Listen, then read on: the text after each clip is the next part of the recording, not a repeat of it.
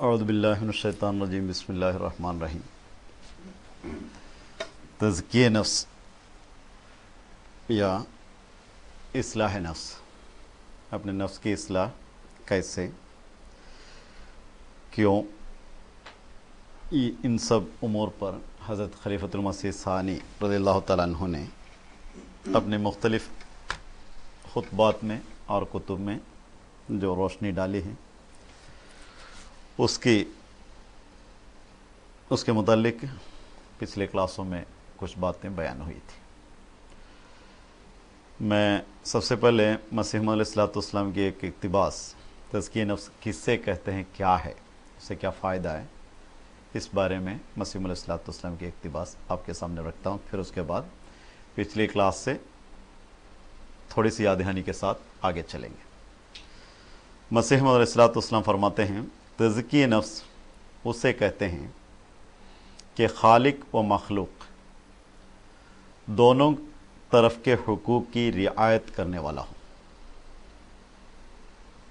یعنی انسان کے کچھ حقوق خالق کے ساتھ ہیں، خدا تعالیٰ کے ساتھ ہیں، کچھ حقوق خدا تعالیٰ کے مخلوق کے ساتھ ہیں۔ ان دونوں کے، یعنی ایک طرف خدا کی بھی حقوق کی رعایت کرنے والا ہو، اسی وقت بیک وقت وہ مخلوق کے حقوق بھی اس کے بھی رعایت کرنے والا ہو، اور ان دونوں کے حقوق کی رعایت کرنے والا ہی اسی کا نام ہے دراصل تزکیہ نفس۔ اور جس کے اصلاح نفس نہیں ہوا، وہ ان دونوں کے حقوق ادا کرنے والے نہیں ٹھہر سکتے۔ آگے مسیح علیہ السلام فرماتے ہیں، اور مخلوق کا حق یہ ہے، یعنی خدا کا حق، خالق کا حق یہ ہے کہ جیسے زبان سے وحدہ لا شریک، وہ اکیلا ہے، اس کا کوئی شریک نہیں، اسے مانا جائے، ایسا ہی عملی طور سے اسے مانے اور مخلوق کے ساتھ برابر نہ کیا جائے۔ میرے خیال سارے سمجھ رہے ہوں گے، لیکن ایک دو بات بیچ میں بیان کرے تب اس کی ڈپتھ میں جا سکتے ہیں۔ خدا تعالیٰ کو واحد لا شریک ہم تو کہتے ہیں، کوئی بھی نہیں کہتا دو خدا ہیں، لیکن جب ہمارے کوئی کام پڑ جاتے تو ہمیں ایسا لگتا ہے خدا کے سوا کوئی اور بھی ہمارا مدد کر لے گا، فلاں دوست میرا کر لے گا یا فلاں کر لے گا۔ اگر خدا کی مدد کو چھوڑ کے اس کو کر لے، اس کو اپنے اوپر ڈیپینڈ کر لے، اس پر بھروسہ کر لے، پھر وہ زبان سے تو ہو گیا لیکن عمل سے نہیں ہوا۔ اور یہ چھوٹی چھوٹی شرک، ایک شرک خفی ہوتا ہے، ایک شرک جلی۔ شرک جلی اس سے کہتے ہیں جو بالکل ظاہر طور پر نظر آئے، یعنی کوئی غیر مخلوق کی کسی چیز کو اللہ تعالیٰ کی شریک بنائے، بعض ہندوؤں میں کرتے، اس طرح کوئی مسلمان کرتا نہیں۔ لیکن بہت سے ایسے چیزیں ہیں، کبھی ہم اپنے علم پر بھروسہ کر لیتے ہیں، میں خود کر لوں گا، اس کا مجھے پتہ ہے اس کے بارے میں، اور کبھی اپنی طاقت پر بھروسہ کر لیتے ہیں، میں اپنے طاقت سے کر لوں گا، کبھی اپنے کنبے پر بھروسہ کر لیتے ہیں، میری خاندانی وجہات کی وجہ سے ایسا ہوگا، یا اپنی کوئی انفلوئنس پر بھروسہ کر لیتے ہیں۔ اسی طرح کسی بھی چیز پر اللہ تعالیٰ کو چھوڑ کر اگر بھروسہ کر لے تو اس کا نام ہے، اس کو وحدہ لا شریک جانتے ہوئے عملی طور پر اس کے خلاف کرنا۔ اب ایک کسی کو بیماری ہو گئی، اس بیماری میں اگر اس کے علاج کرے، یہ کرنا چاہیے، اس کو چھوڑنا چاہیے، علاج جہاں تک ہو سکے کرنا چاہیے، لیکن علاج کے ساتھ دعا کا بھی ایک حد ہوتی ہے، وہاں تک اس کو پہنچانا چاہیے۔ اس کے بغیر وہ اللہ تعالیٰ پر بھروسہ کرنے والا نہیں ہے۔ صرف علاج کر لیا تو اس کے بعد وہ اس دوائی پر یا اس علاج پر بھروسہ کرنے والا ہے، لیکن اس کے ساتھ ساتھ دعاؤں پر بھی اتنا زور دینا چاہیے، اس پہ جہاں تک ہماری سکت ہے، جہاں تک ہماری قوت ہے، جہاں تک ہماری طاقت ہے، وہ پورے کے پورے استعمال کر کے اس کے لیے دعا کرنی چاہیے۔ اور کوئی معاملہ ہمارے سامنے آئے تب بھی ایسے ہی ہے، صرف اپنے ترکیب سے نہیں بلکہ دعا کے بھی، مسیح علیہ السلام کا اپنا الفاظ ہے، دعا کے بھی انتہا تک پہنچانا چاہیے۔ یہ نہیں کہ آدھی راستے میں چھوڑ دیا دعا، چنا میں نے 2-3 بار دعا کر لیا چھوڑ دیا، یہ نہیں ہوتا۔ دعا کے انتہا تک جب پہنچا دیتے تب خدا تعالیٰ کو وحدہ لا شریک صحیح طور پر مانا جاتا ہے۔ تو یہ دونوں چیزیں بیک وقت چلے، خدا کو نہیں بلکہ اللہ تعالیٰ کی جو ترکیب ہم کر رہے، خدا کو جو حصہ دینا ہے وہ پورے کا پورا دیا جائے، اسی کو کہتے ہیں خدا کو وحدہ لا شریک جانا۔ اس بارے میں بعد میں بات ہوگی۔ आगे फिर है ये है मखलूक का बराबर न किया जाए, यानी मखलूक जैसा उसको ना माना जाए, वो तो बिल्कुल उसके अलग है। मखलूक जो भी करेगा वो करेगा, लेकिन उसके आगे अल्लाह ताला के एक मदद अल्लाह ताला की तरफ से आना है, वो मिलेगा तो सही रंग में जा सकते हैं। अब है कोई इसमें ऑन किया हुआ है कोई ऑनलाइन, तो आगे फिर हुजूर फरमाते हैं और मखलूक का हक यह है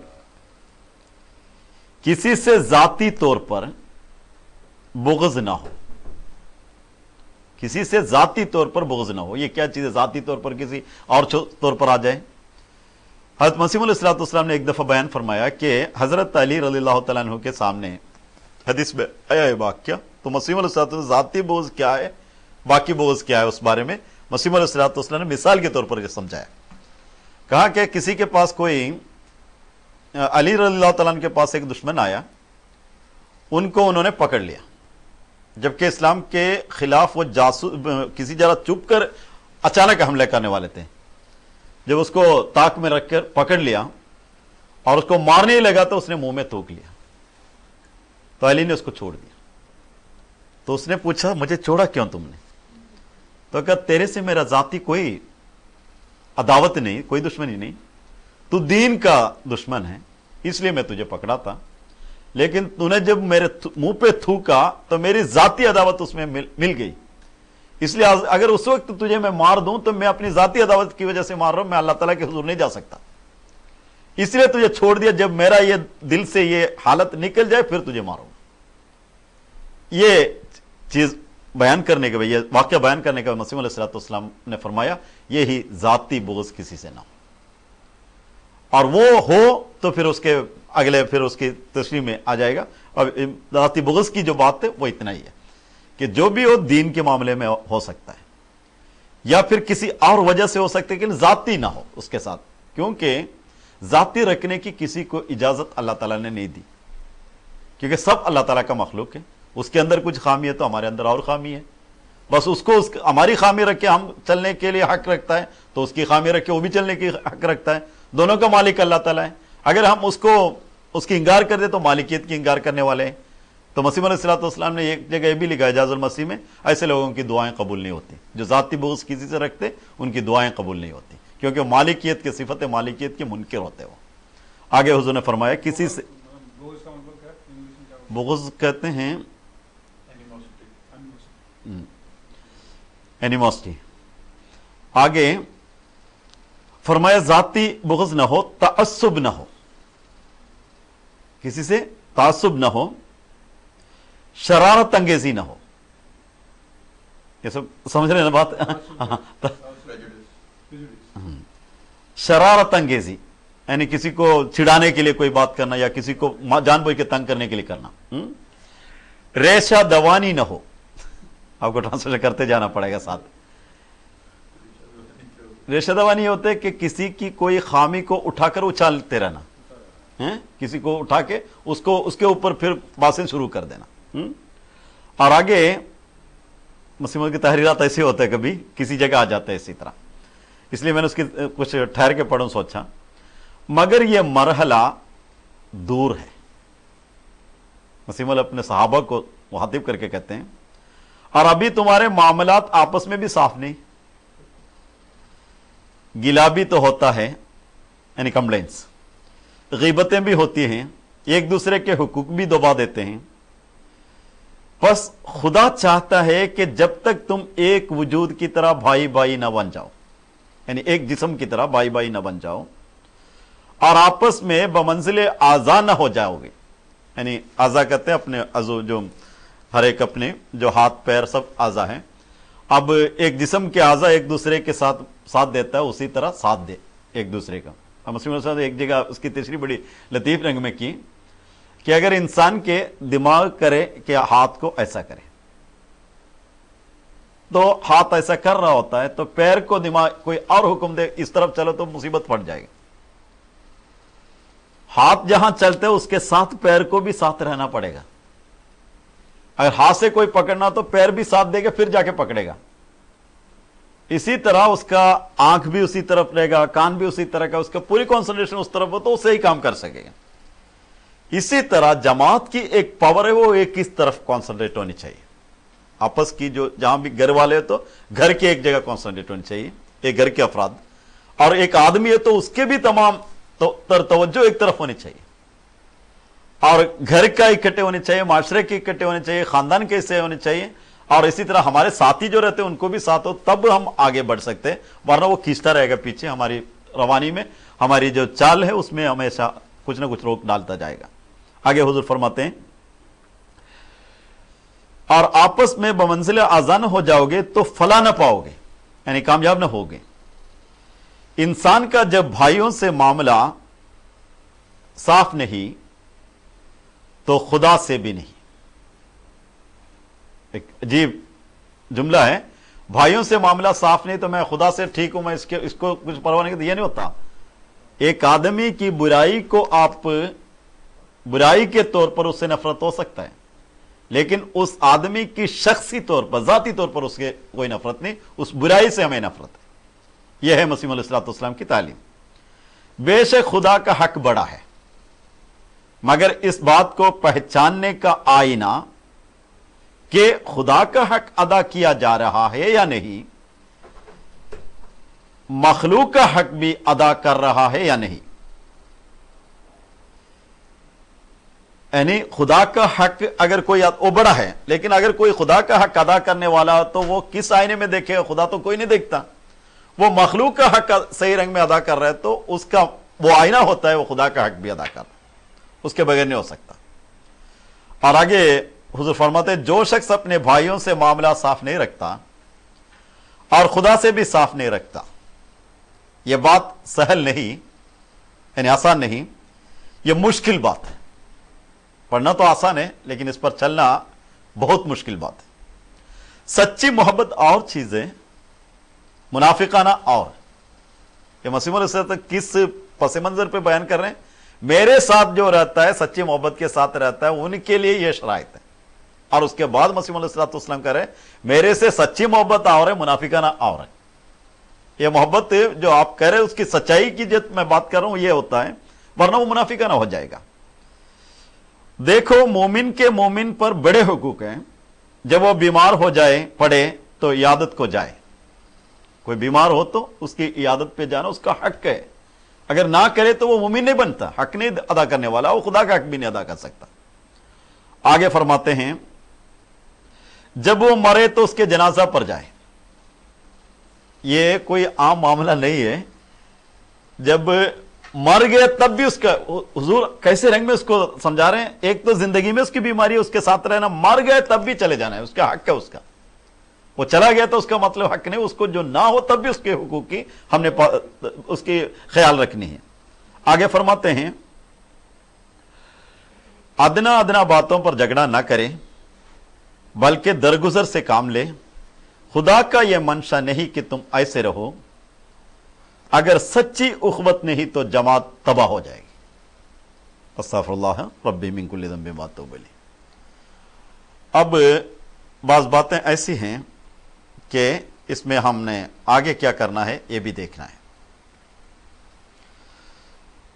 हजरत मसीह मौऊद अलैहिस्सलाम ने इस सिलसिले में हमें एक और आस दी है। इस तरह उसकी इक्तिबास पढ़ता जाऊं तो टाइम ज्यादा लगेगा, इसलिए मैं उसको अपनी ज़बानी तौर पर बयान कर रहूंगा। वो ये हैं कि हर इंसान अपने अखलाक को तब्दील कर सकता है। बाज़ ये कहते हैं कि मेरा अखलाक तब्दील नहीं होगा, मैं ऐसा ही हूं, या मेरी ऐसी ही आदत होगी, मैं कुछ नहीं कर सकता। यह गलत है। उसके लिए मसीह मौऊद अलैहिस्सलाम ने फरमाया, इंसान की जो अखलाक है, अल्लाह ताला ने उसको पाक तौर पर पैदा किया। पैदाइशी तौर पर हर आदमी पाक है। रसूल करीम सल्लल्लाहु अलैहि वसल्लम ने भी फरमाया कि उसको अबवाहु युमज्जिसानी ही और युहविदानी ही औ युनसरानी ही। बच्चे पैदा होते इस्लाम की हकीकी सही फितरत पर, लेकिन उसके वालिदैन जो उसको कभी मजूसी बना लेते, कभी यहूदी बना लेते, कभी कुछ और बना लेते। आप जरा सोच लें, हम अहमदी घरानों में पैदा ना होते तो हम भी कोई गैर अहमदी के पीछे चले जाते, वो जो करते वही करते। लेकिन अहमदी घराने में पैदा होना, इस वजह से हम मुसलमान इस्लाम की हकीकत तक जाने की एक रास्ता हमें मिला। अगर नहीं गया तो पैदा भी कोई फायदा नहीं।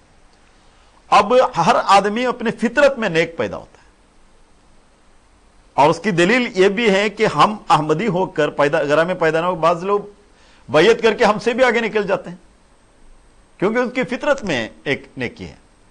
और हुजूर ने उसके मिसाल ये दिए, पानी को गर्म कर दे तो आग में डाले तब भी पानी ठंडक की काम देता है, यानी आग बुझ जाता है। जिस तरह पानी की तबीयत में अल्लाह ताला ने उसकी फितरत में रख दी एक बुर्दत, यानी ठंडा करने की खासियत, इसी तरह इंसान की तबीयत में भी उसकी खासियत में, उसकी फितरत में अल्लाह ताला ने पाकीज़गी रखी। अगर किसी कपड़े में मैल हो जाए तो उसको धोने से साफ कर सकता है, और कैसे धोया जाए ये भी मसीह अलैहिस्सलाम की लतीफ मिसाल है। जैसे ईसा अलैहिस्सलाम के बारे में बाइबल में आता है, कभी मिसाल के बगैर उन्होंने कोई चीज बयान नहीं की, और वो मसीह अलैहिस्सलाम ने कोई भी किसी को भी कोई चीज मुश्किल बात समझाने हो तो उस वक्त उसी वक्त मिसाल पेश करते हैं। खासकर मलफूजात में जाएंगे तो उसके एक अलग लुत्फ है, जब भी करेंगे मिसाल बयान करेंगे। उसने फरमाया पानी जो धोबी कपड़ा धोते हैं, बड़ी उम्र के लोग तो समझते, लेकिन आजकल कोई समझता नहीं। वो धोबी जब कपड़ा धोते हैं तो उसमें सोडा और इसी तरह बाज दवाइयां डाल देते हैं, उसके बाद उसको उबालते हैं। उबालने के बाद उसको दोबारा धोते हैं तो उसमें जो जंग लग जाते सब निकल जाता है। कि हम लोग भी बचपन में ऐसा किया करते थे, धोबी नहीं हम खुद ही ऐसा करते थे। तो वो पुराने जमाने में ऐसा होता है, कपड़ा कम होते थे, जंग लग जाए तो फिर उसको धो के साफ करना। आजकल तो जंग लग जाए तो उसको छोड़ देना है, वो तो कल्चर ही बदल चुका है। लेकिन बहरहाल वो धोबी जब साफ करके पूरा नहीं निकला तो वो क्या करते हैं, दोबारा उसको गर्म कर लेते। इसी तरह इंसान अपने खुदा के सामने रखकर अपने आप को एनालाइजेशन करे। एनालाइज करे तो उसका यह मतलब है कि वो इस्तिगफार करता रहे, मैं जाना कहां और मैं कहां हूं, ये खुदा मुझे माफ कर दे, वरना मैं वहां जा नहीं सकता, तू मेरी मदद कर। इस तरह इस्तिगफार के जरिए अपने आप को गर्म करता रहे तो उसकी आदत में जो खराब जंग लगी है वो जरूर निकल जाएगा।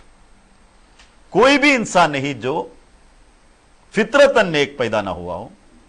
अब आप तरह और सोच ले, अगर कोई कपड़े में अनजाने में कोई थोड़ा सा जंग लग जाए या कोई मैला हो गया, तब उस कपड़े से हमें नफरत नहीं होनी चाहिए। हमारी कमी है कि हम उसको साफ ना करें। इसी तरह अगर हमारे भाइयों में किसी के अंदर कोई जंग लग गया तो हमारी हक बन, उसका भी हक बनता है, हमारी भी ये फर्ज बनता है कि उसको साफ किया जाए, और उस कपड़े से नफरत नहीं होनी चाहिए, उस जंग से सिर्फ नफरत होनी चाहिए। तो मसीह मौऊद अलैहिस्सलाम के बयान का खुलासा यह है, हर इंसान पाक बन सकता है, उसी के लिए उसको पैदा किया, उसी में उसको लज्जत मिलेगी। और उसमें मसीह मौऊद अलैहिस्सलाम ने एक और मिसाल बयान की कि एक मियां बीवी के आपस के ताल्लुकात में उनको एक लज्जत मिलती है, और उस लज्जत की वजह उनकी फितरत में वो अल्लाह ताला ने वदियत कर दी है। ये एक सिंबॉलिक चीज है, लेकिन असल चीज अल्लाह ताला के साथ एक इंसान की एक लगाव और एक ताल्लुक होता है, उसमें इसकी असल लज्जत उसको उस वक्त मिलेगी। और वो ताल्लुकात जब खराब हो तो इंसान को परेशान होने चाहिए, उसके लिए अपनी इलाज करनी चाहिए। अब इस मामले में बात चल रही थी कि कैसे हम इलाज किया जाए, कहां से शुरू करें। तो उसके शुरुआत में मसीह खलीफतुल मसीह सानी हमें समझाते हुए फरमाया, बाज की ऐसी बीमारियां हैं जो सिर्फ हमारे जात के साथ ताल्लुक रखता है, कुछ ऐसी बीमारी है जो दूसरों से भी ताल्लुक रखेगा, कुछ ऐसी बीमारी जो खुदा से भी मखलूक से भी दोनों तरफ ताल्लुक रखेगा।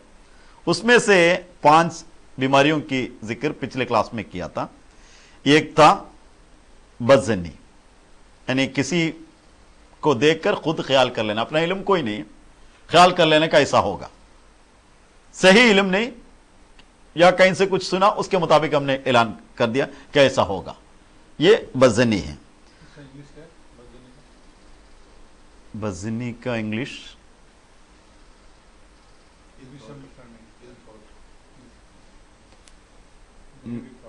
इंशाल्लाह अगले क्लास में हम वो भी ढूंढ के लाऊंगा। मैं कभी नहीं सोचा था उर्दू की क्लास में भी ट्रांसलेशन चलेगा। और दूसरी बात थी झूठ, और तीसरी थी कीना, कीना कहते किसी को जलन जो अंदर हो, यानी कीना असल क्या चीज़ है ना, हमारा जिसम में किसी जगह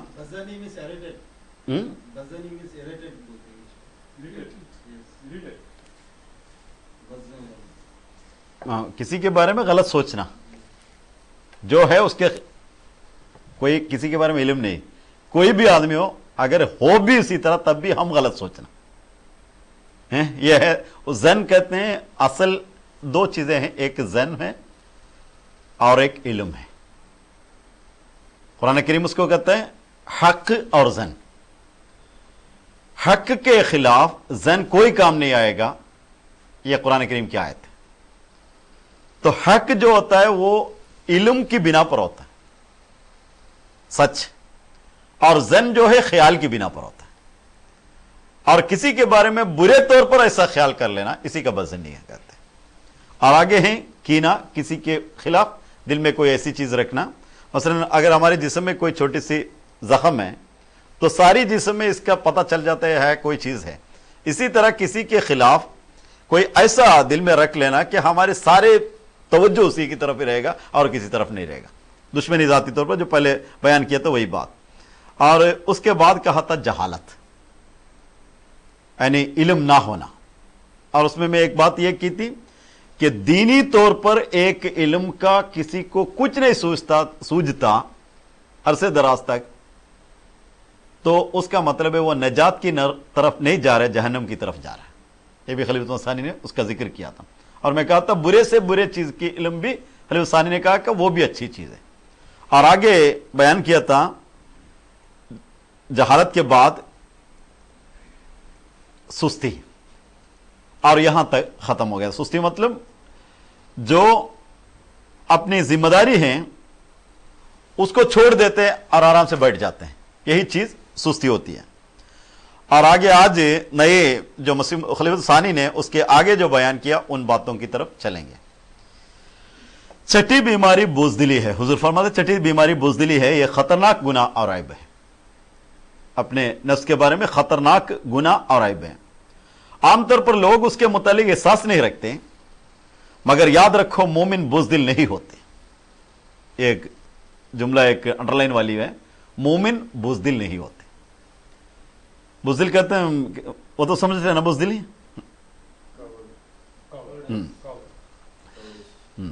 तो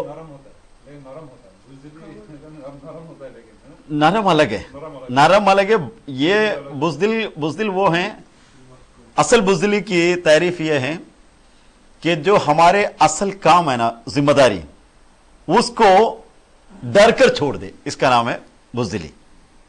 मसलन जंग में गया, हमारी ड्यूटी है इस्लाम के लिए, जब जिहाद के लिए निकला तो दुश्मन जब तक खत्म ना हो जाए, या दुश्मन अपना हथियार ना रखे या भाग ना जाए, तब तक उससे लड़ना है।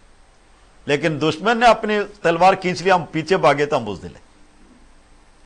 इसी तरह जो भी ड्यूटी हमारी है, अगर बच्चों की जिम्मेदारी हो, खानदान की जिम्मेदारी हो, कौम की जिम्मेदारी हो, जमात की कोई ओहदा हो, कुछ भी हो, डर कर छोड़ दे, उसका नाम है बुज़दिली। और उसको कभी नहीं छोड़ना चाहिए। जो भी हो उसके आखिर तक, उसके कुना तक मैं ले जाऊंगा, चाहे मर जाए, उससे कोई फर्क नहीं पड़ेगा। हुजूर आगे कहते हैं, हजरत मसीह मौद अलैहिस्सलाम का एक वाक्य है कि गुरदासपुर में आपस में आपका मुकदमा था। एक शख्स ने जो मुखालिफ था मगर आपके खानदान से ताल्लुक रखता था, उसने सुना कि मजिस्ट्रेट का इरादा बिलावजह अजियत देने और हतक देने का है, और उसे गैरत आई कि आप मुसलमान हैं और इस्लाम की तरफ से लड़ने वाले हैं, इसलिए आपको कहला भेजा कि हिंदुओं ने मजिस्ट्रेट पर जोर दिया है कि यह मौका है कि लेकराम के कत्ल का बदल लिया जाए।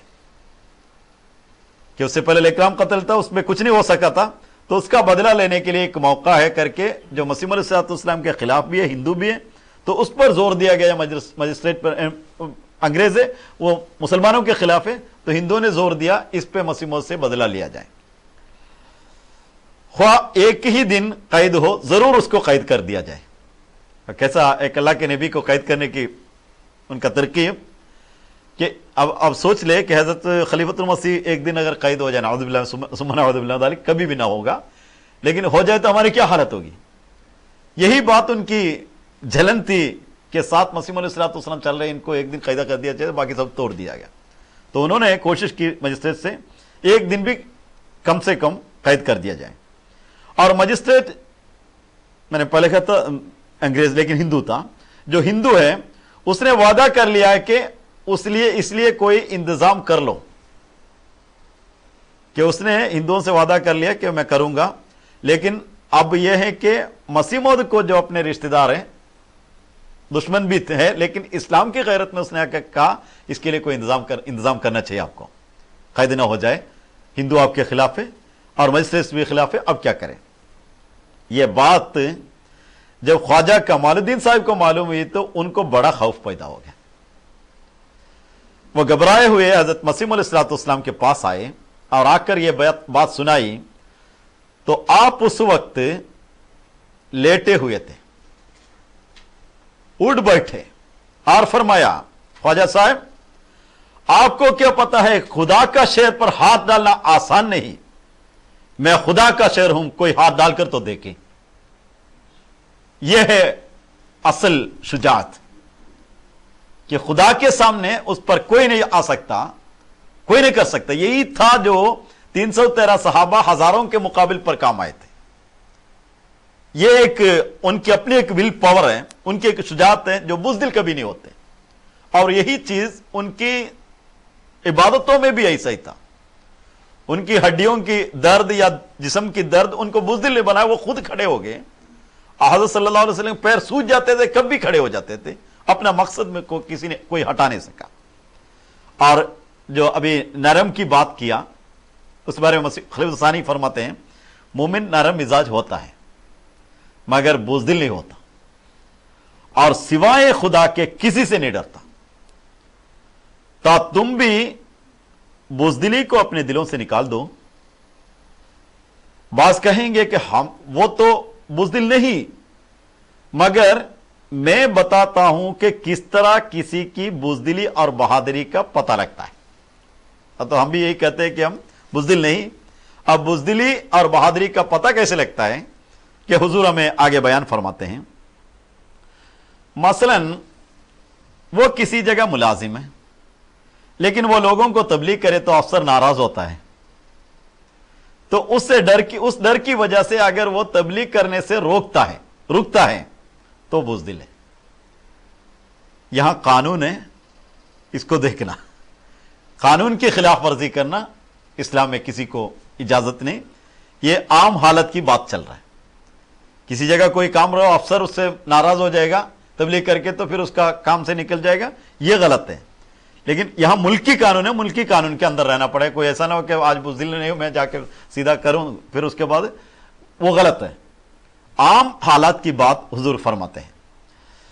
अगर एक सिपाही चंद रुपयों के बदले में मैदान जंग में जान दे देता है तो यह शख्स यूं नहीं कह सकता कि नौकरी जाती है तो जाए, मगर मैं तबलीग से रोक नहीं सकता।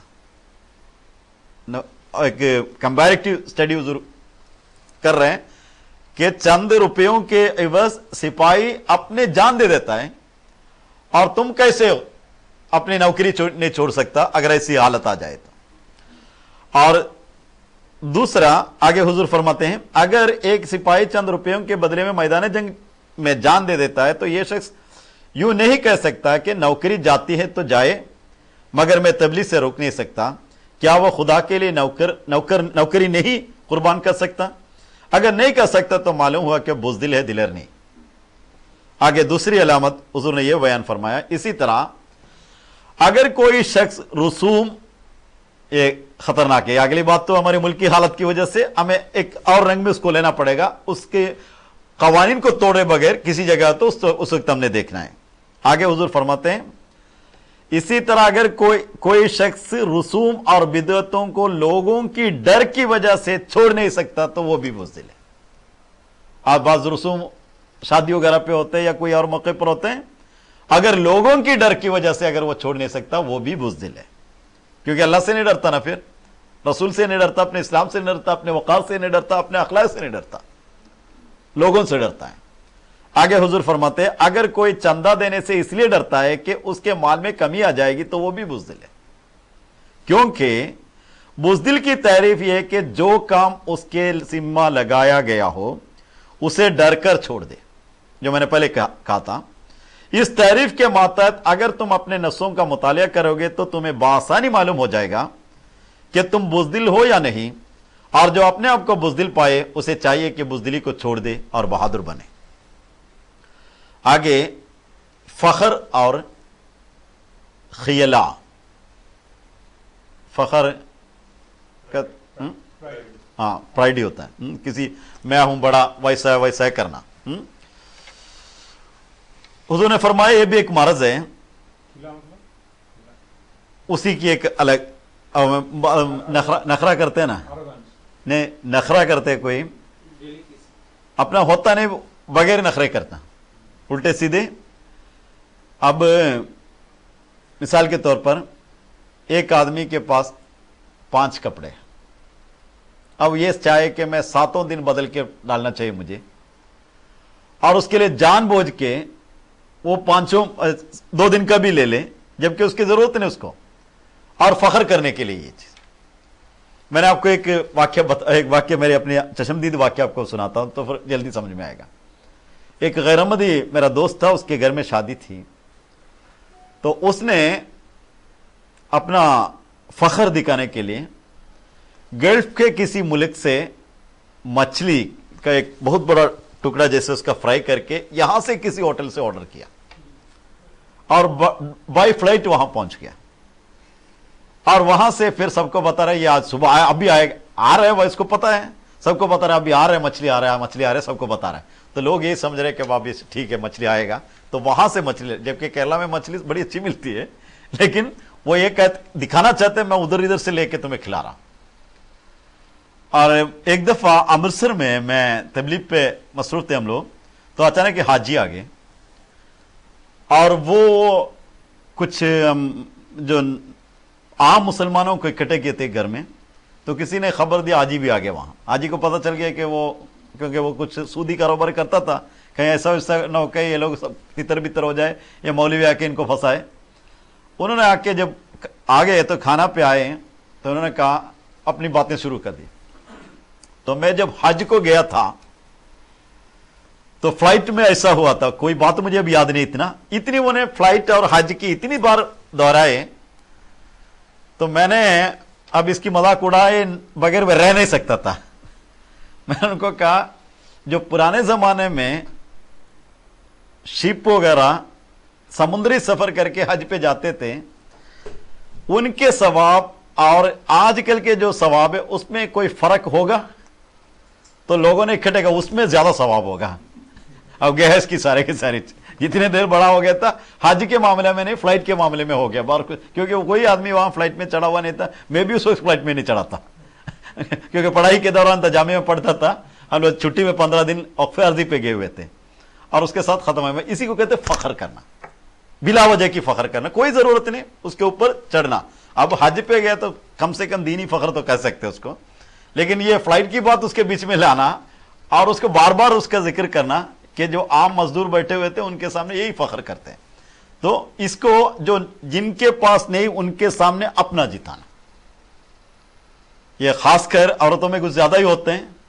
कहीं औरतें सुन रहे तो मुझसे गुस्सा ना हो, लेकिन मैं जो बात कह रहा हूं मसीह अलैहिस्सलाम की अपनी बयानशुदा बात है। आगे चलते हैं, हुजूर कहते हैं इससे भी इंसान की रूह पहली हालत से गिर जाती है।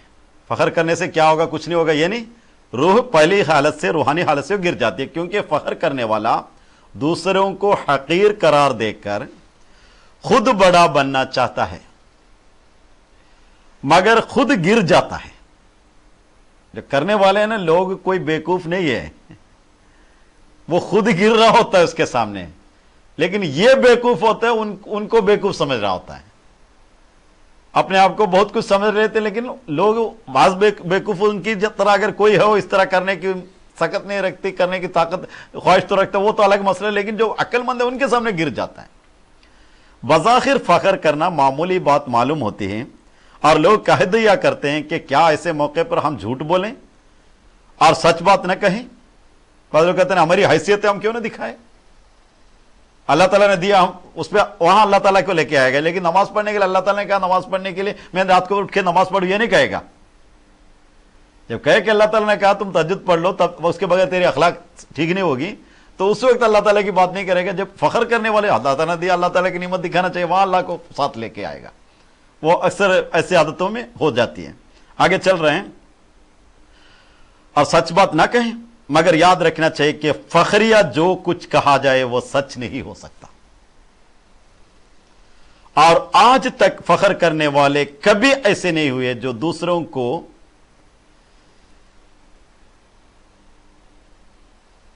गिराकर अपने आप को बड़ा ना बनाना चाहे। जो भी फख्र करने वाले आज तक ऐसा नहीं हुआ जो दूसरों को गिराकर अपने आप को बढ़ाना चाहने वाले होते, उसके बगैर कोई नहीं हुआ। जो भी फख्र करते उनका वही होता है आदत। ऐसे इंसान जो अपने मुतालिक सब कुछ कहते हैं मगर उनके लिए कोई नहीं कह सकता कि फख्र करते हैं। एक और मसले की तरफ हुजूर जा रहे हैं।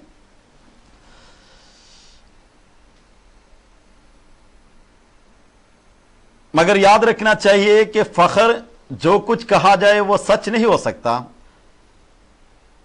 याद रखना चाहिए कि फखरिया जो कुछ कहा जाए वो सच नहीं हो सकता। और आज तक फख्र करने वाले कभी ऐसे नहीं हुए जो दूसरों को गिराकर अपने आप को बड़ा न बनाना चाहे।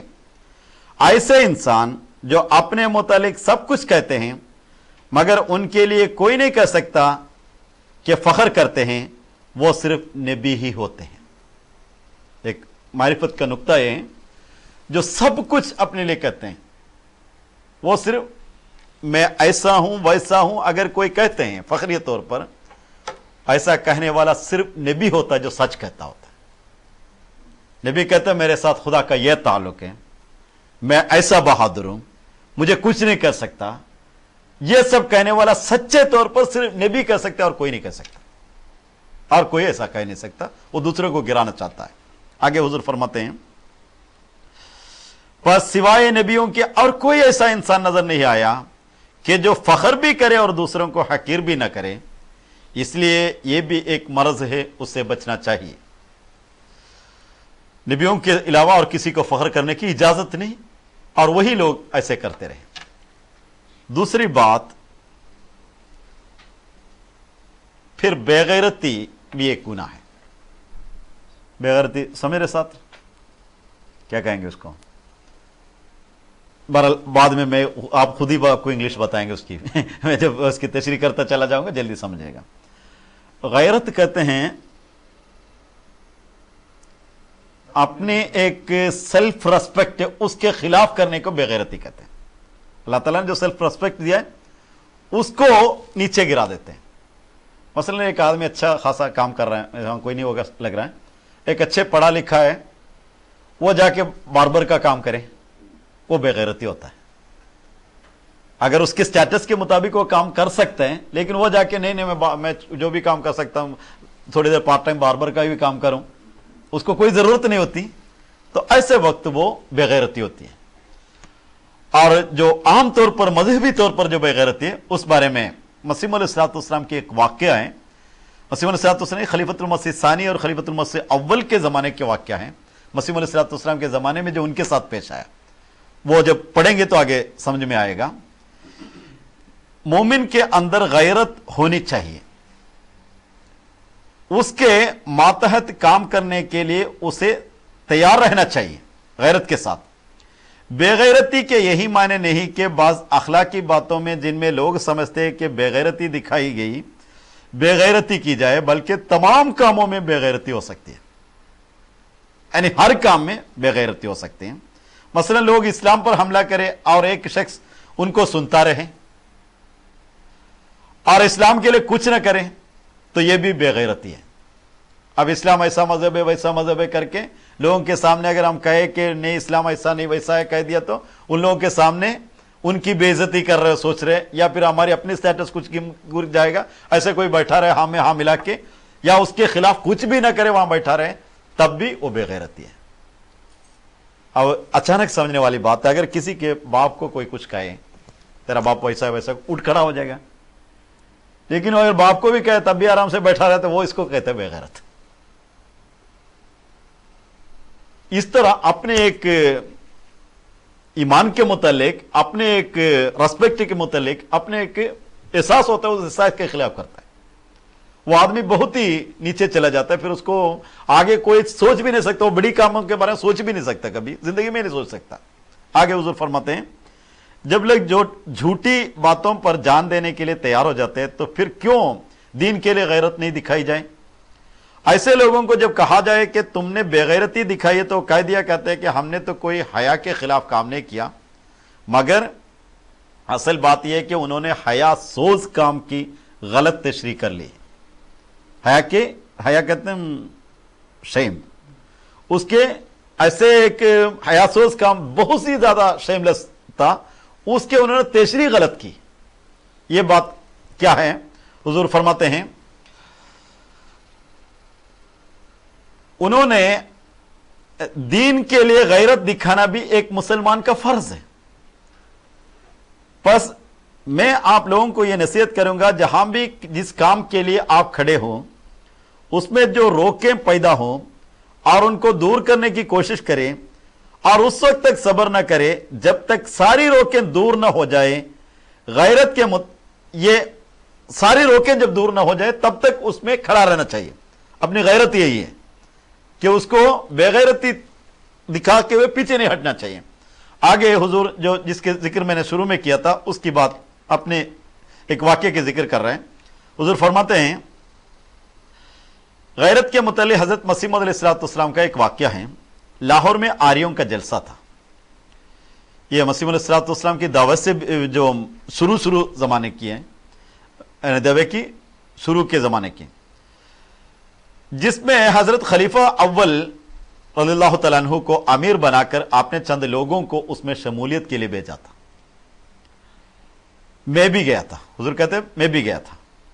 उसमें हजरत मसीह मौऊद अलैहिस्सलाम का मजमून पढ़ा गया। उसके बाद आर्यों ने भी मजमून सुनाया, जिसमें रसूल करीम सल्लल्लाहु अलैहि वसल्लम को सख्त गालियां दी। मेरी अगरचे उस वक्त छोटी उम्र थी, ताहम मैं वहां से चलने लगा कि गालियां ना सुनूं, मगर एक शख्स ने मुझे पकड़ लिया और कहा कि बाहर जाने का रास्ता नहीं है, यहीं बैठे रहे। मुझे अभी तक अफसोस है कि मैं क्यों बैठा रहा और क्यों न चला आया। जब जलसे के बाद हजरत खलीफा अव्वल कादियान में आए रज़ियल्लाहु तआला अन्हु, और हजरत मसीह मौऊद अलैहिस्सलाम ने जलसे के हालात सुने, तो आप सख्त नाराज हुए और मौलवी साहब को बार बार फरमाते थे, क्यों आप वहां से बैठे रहे, आप तो आलिम थे, आपको ऐसे मजलिस से फौरन उठ चले जा आना चाहिए था। कई मजलिसों में आप यही जिक्र फरमाते रहे। आखिर बहुत सी नाराजगी के बाद आपने माफ फरमाया, और खलीफत मसीह मौऊद अलैहिस्सलाम ने यहां छोड़ा नहीं इसको। सुरमे चश्मे आ रही है, जो आप किताब लिखे हैं, एक मारिकतुल आला तसनीफ है, उसके पहले 3-4 सफात यही लिखे हैं। इन्होंने बेगैरती दिखाई, ये मेरे लिए बड़े दुख की मौजब थी, ऐसा नहीं करना चाहिए था। उसमें खलीफतुल मसीह को भी कह रहे हैं कि अव्वल को भी, उनको तो इल्म था, वो क्यों नहीं उठे, वो भी मुझे बड़ा अफसोस आ रहा है कि रसूल करीम कितना अपना मकाम है आपका, आपके नजदीक में पहाड़ से भी तशबीह दूं तब भी मैं समझता हूं वो तशबीह से ही नहीं होगा आपकी ईमान। ऐसे मेरे उम्मत के हर आदमी नूरुद्दीन बन जाए तो मैं बच जाऊंगा, उस दिन वही मेरा अपना मकसद है। ये आपका, आप यहां तक कहा था जैसे आपका नाम है उसी तरह दीन का चिराग है वो। ये सब कहने के बावजूद भी इब्तिदाई जमाने में एक ऐसी बेगैरती की बात, जो रसूल करीम सल्लल्लाहु अलैहि वसल्लम के खिलाफ कोई बात सुन रहा था तो उसको देखता रहा। अब हुजूर ने अभी जो एक फिल्म निकला था, जो पॉर्न स्टार वगैरह ने, क्या फिल्म तो अभी हुजूर ने उसके खिलाफ खिताब भी दिया था, तो उसको बाज लोगों ने कहा मैंने देखा, ये बेगैरती है, कैसे भी वो देख नहीं सकता। अगर उनके मां बाप है तो देख सकते हैं, ऐसी बात क्या मां बाप से भी कम है वो। एक वाक्य की मैं बयान करना यहां जरूरी समझता हूं। کہ بعض لوگ خلیفۃ المسیح ثانی کے کان میں یہ آواز پڑی کہ بعض قرآن کریم کی آیت کو غلط رنگ میں پڑھتے ہیں. اب اس کی مثال میں بیان کر سکتا کیونکہ وہ پھر میں اس میں ملوث ہو جاؤں گا. کسی چیز کی اس کے تعلق نہیں ہوتا اس کو الگ رنگ میں پڑھ لیتے ہیں اور قرآن کو مذاق بنا لیتے ہیں. تو ایک دن حضور نے میرے خیال 16 منٹ کی تقریر تھی آپ کی خطبہ جمعہ، اور کھڑے رہے خطبے پہ مسجد مبارک میں مسجد اقصی میں. تو حضور نے صرف اتنا کہا، بعض لوگ قرآن کی غیرت نہیں ان کے اندر، اور وہ قرآن کے بارے میں مزاحیہ طور پر کبھی بات کر لیتے ہیں، اپنے مزاحیہ باتوں میں قرآن میں ایسا کر لیا. میں ان کو کہتا ہوں کیا ان کے ماں کے بارے میں وہ ایسا کر سکتے ہیں کہ میرے حضور کے اپنے الفاظ ہیں، میرے ماں کسی اور کے ساتھ اگر کوئی مزاحیہ رنگ میں کر سکتے ہو اور تمہارے ماں سے کم عزت ہے قرآن کریم کی، اس کو کسی طرح بھی آپ کو اللہ تعالیٰ بخشے گا نہیں. حضور نے کہا یہ بے غیرتی ہے. تو قرآن کریم کی اگر کوئی مذاق اڑا رہا ہو تو وہاں سے اٹھ کے چلے جانا چاہیے. اللہ تعالیٰ کے بارے میں مذاق اڑا رہا ہو تب بھی چلے جانا چاہیے. اور یہ سب بے غیرتی کی باتیں، بس اوقات نظام جماعت کے بھی ایسے ہی باتیں ہوتی ہیں، تو ایسی جگہوں سے نکل جانا چاہیے ورنہ روحانی طور پر اس کا ختم ہو جائے گا. اگر حضور آگے فرماتے ہیں غرض مومن میں غیرت ہونی چاہیے. دیکھو بے غیرتی ہی پیغامیوں کو تباہ کیا. جو مسیح علیہ السلام کے صحابہ تھے باوجود اس کے خلیفۃ المسیح ثانی خلافت ثانیہ کے وقت بیعت نہیں کی، وہ الگ ہو گئے. بے غیرتی نے ان کو تباہ کیا.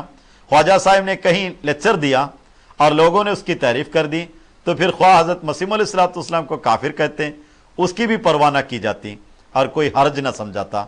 اسی طرح ان لوگوں میں بے غیرتی پیدا ہو گئی اور اس کی وجہ سے ان کے اندر سے ایمان نکل گیا.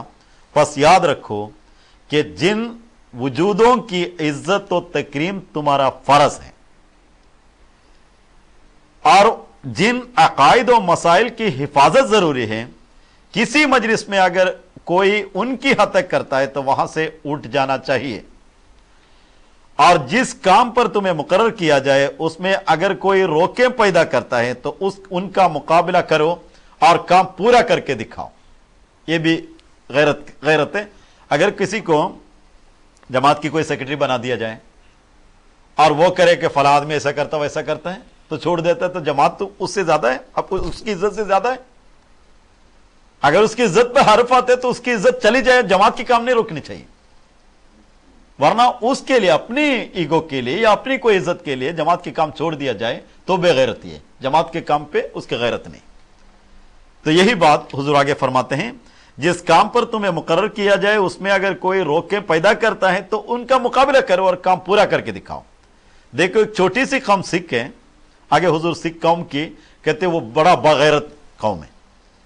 بے شک ان کا مسئلہ غلط ہے، انہوں نے جو بھی مشن لے کے کھڑا ہوا وہ بھی غلط تھا، لیکن اپنی قوم کی غیرت کی وجہ سے لوگ دنیا میں انہوں نے اپنا سکہ منوا دیا اور وہ اپنی حکومت بھی پکڑ لی، سب غیرت کی وجہ سے. وہی غیرت اسلام کے لیے ہمارے اندر ہونی چاہیے. حضور آگے فرماتے اس کو. اب دو ہی صفت رہ گیا جو ذاتی کمزوری ہیں، ایک ناشکری ہے. اب غیرت کی بات تو سمجھ گئے ہوں گے اب کی، سمجھ گئے نا؟ ٹھیک ہے. ناشکری وہ تو سبھی سمجھتے ہیں، یہ بھی ایک ذاتی عیب ہے. اس کی وجہ سے انسان ترقی سے محروم رہ جاتا ہے. میرے نزدیک حضور فرماتے میرے نزدیک مسلمانوں کی تباہی کا بڑا باعث ناشکری ہی ہے. اللہ تعالیٰ نے رسول کریم صلی اللہ علیہ وسلم کے ذریعہ انہیں یہ نعمت عطا کی کہ ان میں نبی پیدا کیا، مگر اس کو انہوں نے روک دیا اور رسول کریم صلی اللہ علیہ وسلم کا درجے کو گھٹا کر مسیح کا درجہ بڑھانا شروع کر دیا. جو مسیح علیہ السلام کی دعویٰ کو قبول نہ کرنا، اس کی ڈپ میں جائے تو بڑی اچھی، وہ کتنا خطرناک بات ہے جو کر رہے دیکھ لے. ایک طرف مسلمان قوم کو اوپر اٹھانے کے لیے اللہ تعالیٰ نے اپنی طرف سے ایک انتظام کیا اور اس انتظام کے کرنے سے پہلے اس بارے میں پیش گوئیاں کی اور یہ باتیں ہوگی وہ پوری کی پوری بھی ہوگی. پھر اس میں سے کوئی ٹیڑھی اپنی دماغ کی ٹیڑھی سوچ سے ایسا نہیں ہونا چاہیے ویسا کرنا چاہیے کر کے اللہ تعالیٰ کا شکر نہیں ادا کیا، इस वजह से मुसलमान कौम अब इस हालत में पहुंच गया। और पाकिस्तान की भी अब हालत देख के, बांग्लादेश की भी हालत देख के, जो उनको अल्लाह ताला ने नेमत दी उसकी नाशुक्री की।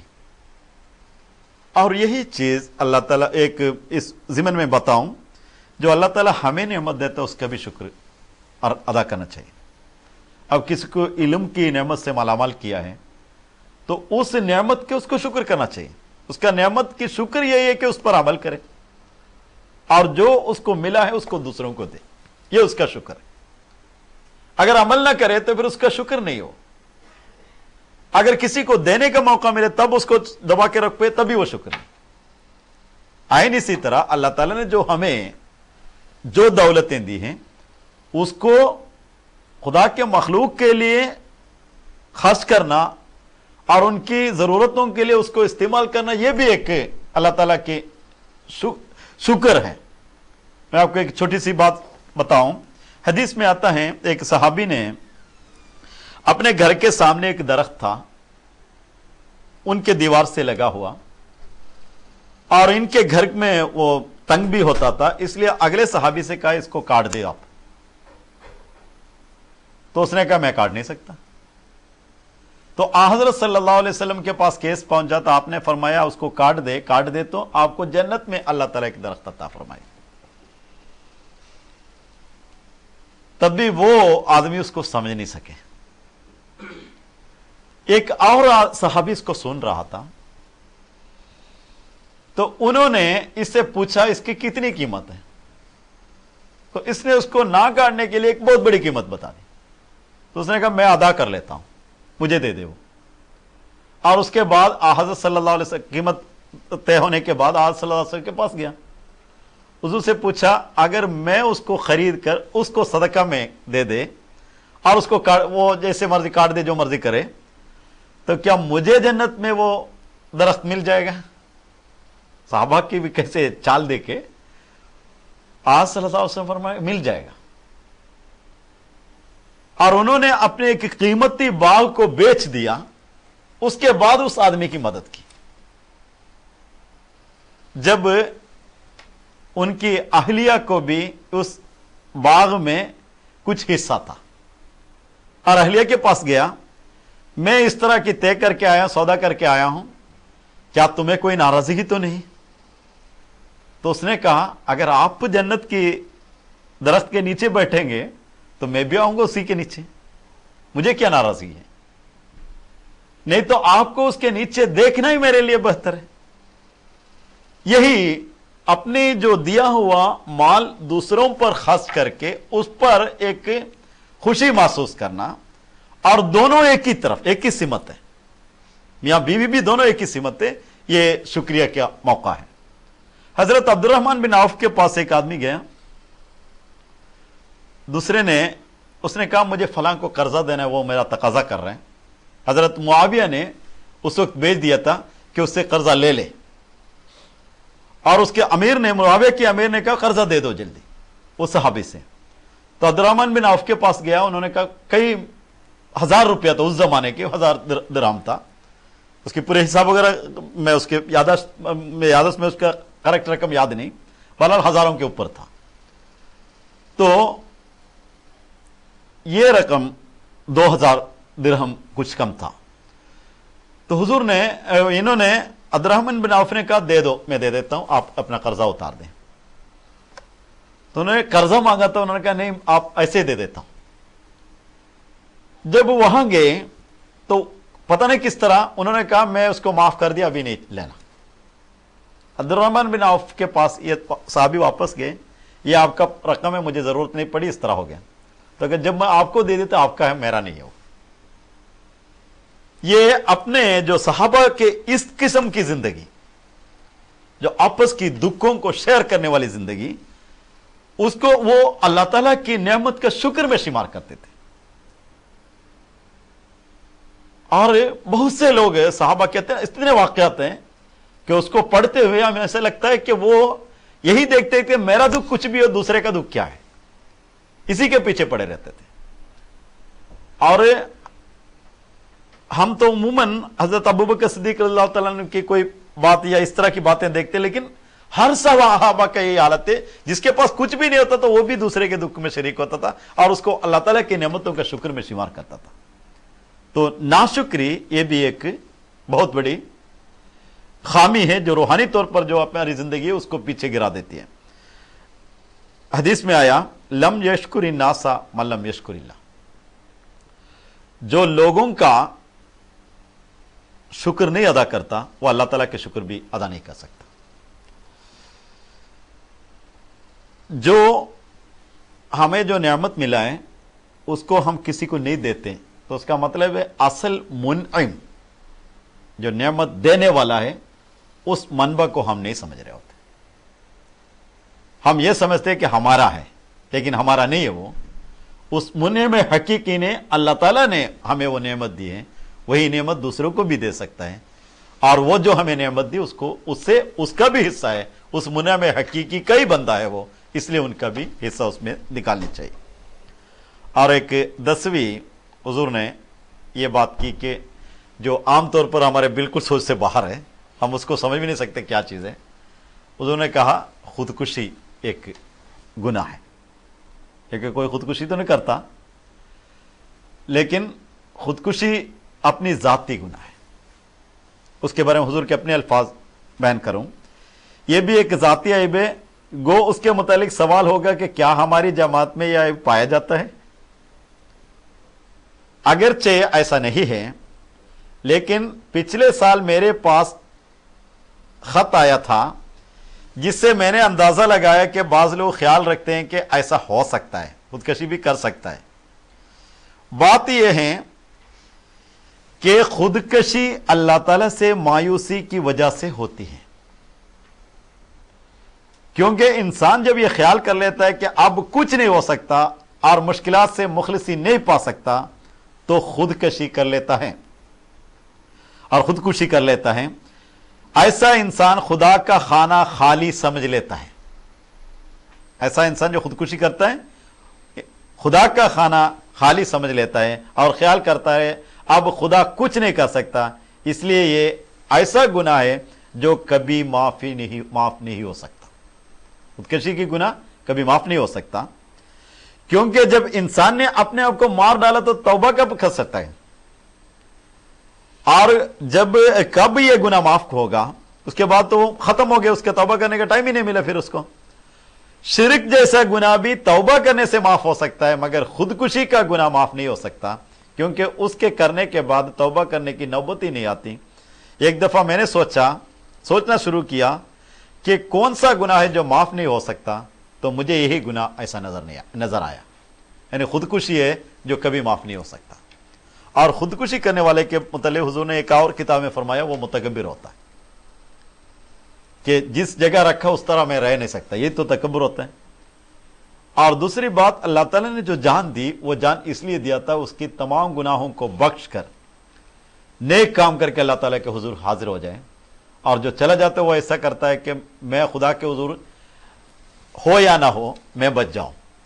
ایک خودکشی سے بچنے والا ایک شخص ہمارا اپنا تعلق والا ایک میرے پاس آیا، تو اس نے 2 بار اس نے کوشش کی تھی۔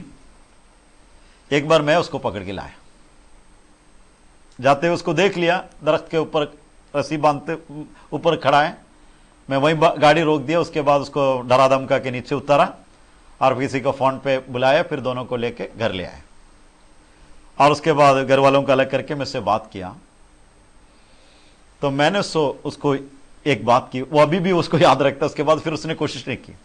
میں نے کہا یہاں سے خودکشی اس لیے کر رہا ہے کہ زیادہ سے زیادہ 1000 لوگوں کے سامنے تو منہ نہیں دکھا سکتا، یہ تو بات ہے نا، لیکن آگے کل سارے انبیاء اور ان کے متبعین جب سے دنیا پیدا ہوئی تب سے آخری دن تک کے لوگ کھڑے ہوں گے اور تم ننگے ہوں گے، اور تمہارے منہ پر کبھی خدا نہیں دیکھے گا، خدا کبھی نہیں دیکھے گا اس کا چہرہ یہ ہے، اور تمہارے چہرہ سب کو نظر آئے گا۔ کیا وہ بے عزتی اچھا ہے، یا 1000 آدمی میں 3-4 سال یا زیادہ سے زیادہ 40 سال رہ گیا وہ اچھا ہے؟